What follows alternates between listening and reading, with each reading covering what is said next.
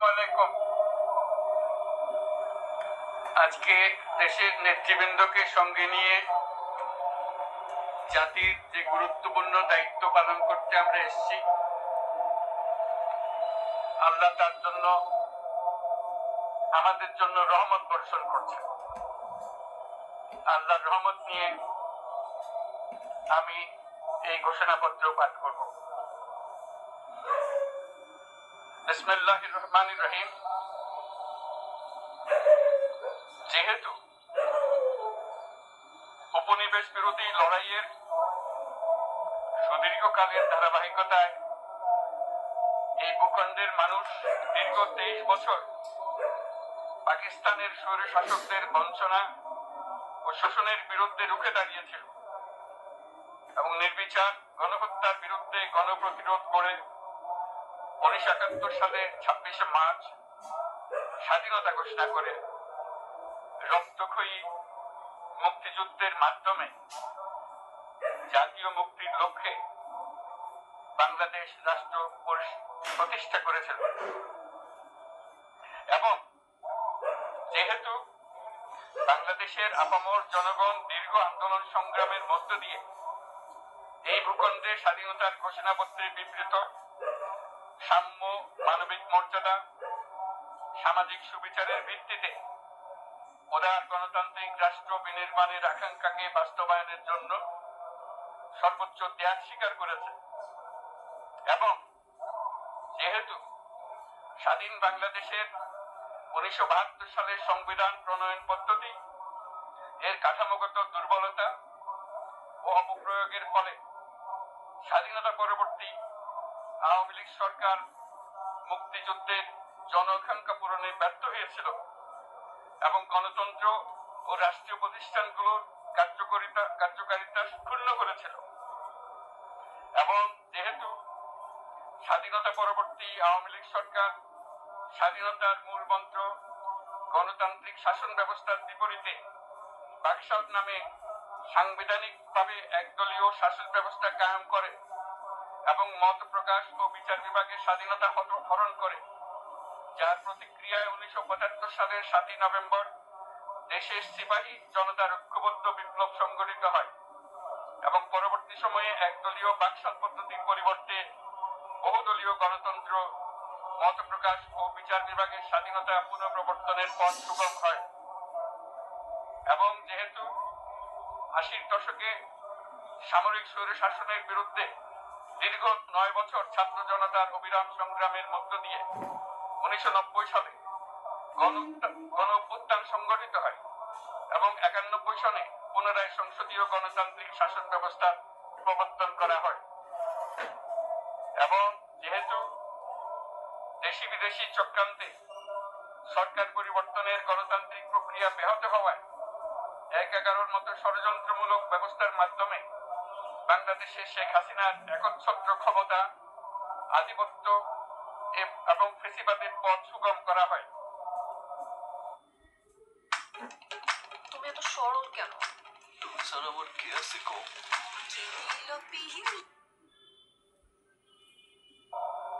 যেহেতু দীর্ঘ 16 বছরের ফ্যাসিবাদী অগণতান্ত্রিক গণবিরোধী শাসন ব্যবস্থা কায়েমের লক্ষ্যে এবং একদলীয় রাষ্ট্র ব্যবস্থা প্রতিষ্ঠার অতি উগ্র বাসনা চরিতার্থ করার অভিপ্রায়ে সংবিধানে অবৈধ অগণতান্ত্রিক পরিবর্তন করা হয়, যার ফলে একদলীয় একচ্ছত্র ক্ষমতা ও আধিপত্য প্রতিষ্ঠার পথ সুগম হয়। এবং যেহেতু শেখ হাসিনার আওয়ামী লীগ সরকারের দুঃশাসন, গুম খুন, আইন বহির্ভূত হত্যাকাণ্ড, মত প্রকাশের স্বাধীনতা হরণ এবং একদলীয় স্বার্থে সংবিধান সংশোধন ও পরিবর্তন বাংলাদেশের সকল রাষ্ট্রীয় সাংবিধানিক প্রতিষ্ঠান সমূহকে ধ্বংস করে।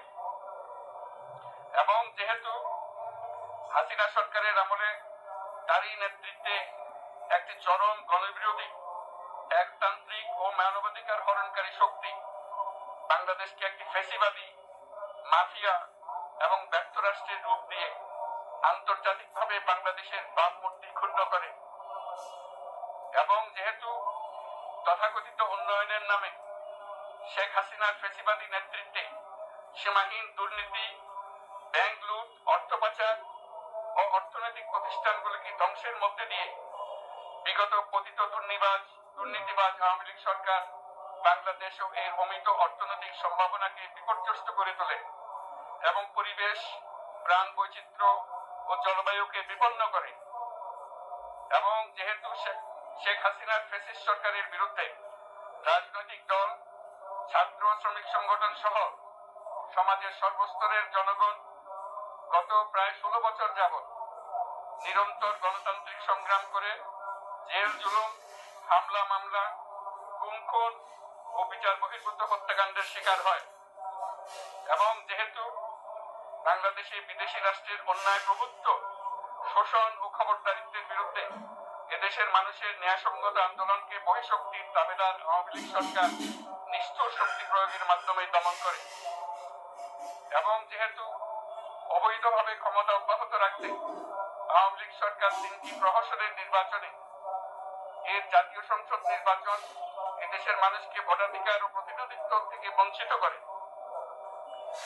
যেহেতু আওয়ামী লীগ আমলে ভিন্ন মতের রাজনৈতিক নেতাকর্মী, শিক্ষার্থী, তরুণদের নিষ্ঠুরভাবে নির্যাতন করা হয় এবং সরকারি চাকুরিতে একচেটিয়া দলীয় নিয়োগ এবং কোটা ভিত্তিক বৈষম্যের কারণে ছাত্র, চাকুরি প্রার্থী, নাগরিকদের মধ্যে চরম ক্ষোভের জন্ম হয়। এবং যেহেতু বিরোধী রাজনৈতিক দল সংগঠনের উপর চরম নিপীড়নের ফলে দীর্ঘদিন ধরে জনরোষের সৃষ্টি হয় এবং জনগণ সকল বৈধ প্রক্রিয়া অবলম্বন করে ফ্যাসিবাদ বিরোধী লড়াই চালিয়ে যায়। এবং যেহেতু সরকারি চাকরিতে বৈষম্যমূলক কোটা ব্যবস্থার বিলোপ ও দুর্নীতি প্রতিরোধে বৈষম্য বিরোধী ছাত্র আন্দোলন চলাকালে আওয়ামী লীগ সরকার কর্তৃক ব্যাপক দমন পীড়ন, বর্বর অত্যাচার, মানবতা বিরোধী হত্যাকাণ্ড চালানো হয়, যার ফলে সারা দেশে জনমত নির্বিশেষে ছাত্র জনতার উত্তাল গণবিক্ষোভ গণ অভ্যুত্থানের রূপ নেয়। এবং যেহেতু ফ্যাসিস্ট শক্তির বিরুদ্ধে অদম্য ছাত্র জনতার অভ্যুত্থানে রাজনৈতিক দল, ধর্মীয়, সামাজিক, সাংস্কৃতিক, পেশাজীবী, নারী ও শ্রমিক সংগঠন সমূহ সমাজের সকল স্তরের মানুষ যোগদান করে এবং আওয়ামী ফ্যাসিবাদী বাহিনী রাজপথে নারী, শিশু সহ প্রায় 1000 মানুষকে নির্বিচারে হত্যা করে, অগণিত মানুষ পঙ্গুত্ব ও অন্ধত্ব বরণ করে। আন্দোলনের চূড়ান্ত পর্যায়ে সামরিক বাহিনীর সদস্যগণ জনগণের গণতান্ত্রিক লড়াইকে সমর্থন প্রদান করে।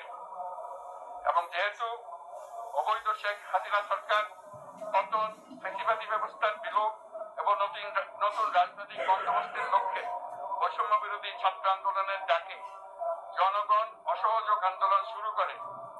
পরবর্তী সময়ে 5ই আগস্ট ঢাকা অভিমুখে লং মার্চ পরিচালনা করে এবং ফ্যাসিবাদ বিরোধী আন্দোলনরত সকল রাজনৈতিক দল, ছাত্র জনতা তথা সর্বস্তরের সকল শ্রেণীর পেশা, আপামর জনসাধারণ তীব্র আন্দোলনের চূড়ান্ত পর্যায়ে গণভবনমুখী জনতার উত্তাল যাত্রার মুখে ফ্যাসিস্ট হাসিনা 5ই আগস্ট 2024 তারিখে পদত্যাগ করে দেশ ছেড়ে পালিয়ে যেতে বাধ্য হয়।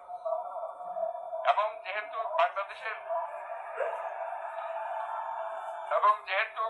বাংলাদেশের রাজনৈতিক ও সাংবিধানিক সংকট মোকাবেলায় গণ অভ্যুত্থানের মধ্য দিয়ে ব্যক্ত জনগণের সার্বভৌমত্বের প্রত্যয় ও প্রয়োগ রাজনৈতিক ও আইনি উভয় দিক থেকে যুক্তিসঙ্গত, বৈধ ও আন্তর্জাতিকভাবে স্বীকৃত।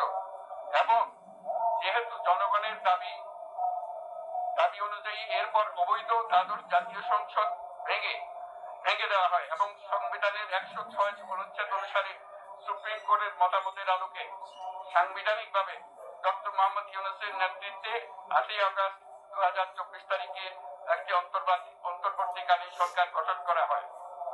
এবং যেহেতু বাংলাদেশের সর্বস্তরের জনগণের ফ্যাসিবাদ বিরোধী তীব্র আকাঙ্ক্ষা এবং ছাত্র জনতার অভ্যুত্থানের মধ্য দিয়ে ফ্যাসিবাদ, বৈষম্য, দুর্নীতিমুক্ত সমাজ ও রাষ্ট্র বিনির্মাণের অভিপ্রায় প্রকাশিত হয়,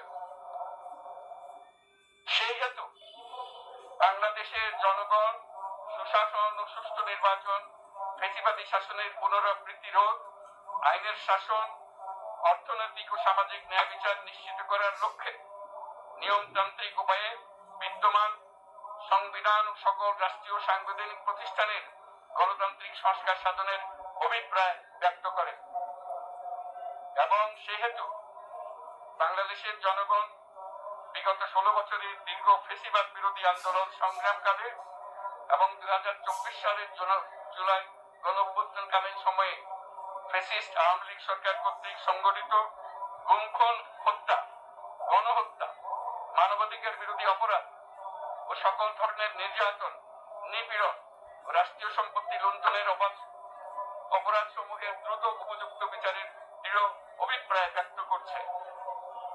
সেহেতু বাংলাদেশের জনগণ জুলাই জনগণের সকল শহীদদের জাতীয় বীর হিসেবে ঘোষণা করে শহীদদের পরিবার, আহত যোদ্ধা এবং আন্দোলনকারী ছাত্র জনতাকে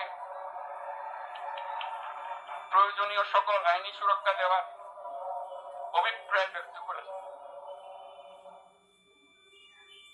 এবং সেহেতু বাংলাদেশের জনগণ যুক্তিসঙ্গত সময়ে আয়োজিতব্য অবাধ ও সুষ্ঠু ও নিরপেক্ষ একটি নির্বাচনের মাধ্যমে গঠিত জাতীয় সংসদের প্রতিশ্রুত প্রয়োজনীয় সাংবিধানিক সংস্কারের মাধ্যমে দেশের মানুষের প্রত্যাশা, বিশেষত তরুণ প্রজন্মের আকাঙ্ক্ষা অনুযায়ী আইনের শাসন ও মানবাধিকার, দুর্নীতি, শোষণমুক্ত, বৈষম্যহীন ও মূল্যবোধ সম্পন্ন সমাজ এবং গণতান্ত্রিক রাষ্ট্র ব্যবস্থা প্রতিষ্ঠার অভিপ্রায় ব্যক্ত করেছে এবং সেহেতু বাংলাদেশের জনগণ এই প্রত্যাশা ব্যক্ত করছে যে একটি পরিবেশ ও জলবায়ু সহিষ্ণু, অন্তর্ভুক্তিমূলক, টেকসই উন্নয়ন কৌশলের মাধ্যমে বর্তমান ও ভবিষ্যৎ প্রজন্মের অধিকার সংরক্ষিত হবে এবং সেহেতু বাংলাদেশের জনগণ এই অভিপ্রায় ব্যক্ত করছে যে ছাত্র গণঅভ্যুত্থানের 2024-এর উপযুক্ত রাষ্ট্রীয় সাংবিধানিক স্বীকৃতি প্রদান করা হবে এবং পরবর্তী নির্বাচনে নির্বাচিত সরকারের সংস্কারকৃত সংবিধানের তফসিলে এই ঘোষণাপত্র সন্নিবেশিত করা হবে এবং 5 আগস্ট 2024 সালে গণঅভ্যুত্থানের বিজয়ী বাংলাদেশের জনগণের আকাঙ্ক্ষার প্রতিফলন হিসেবে এই ঘোষণা প্রণয়ন করা হলো।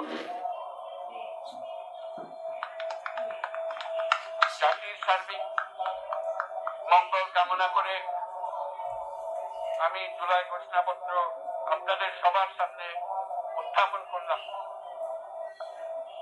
আল্লাহ সকলের জন্য মঙ্গল দান করুন, জাতির জন্য মঙ্গল নিয়ে আসুক। সবাইকে ধন্যবাদ। আল্লাহ হাফেজ।